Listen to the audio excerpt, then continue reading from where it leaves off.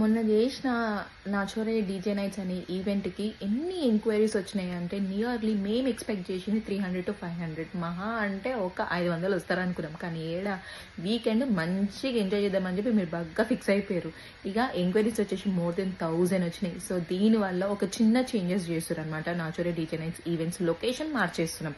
ఏందంటే ముందు నేను చెప్పినట్టు పీవీఆర్ గార్డెన్స్ అల్లాల్ సికింద్రాబాద్ అని చెప్పినాం కదా!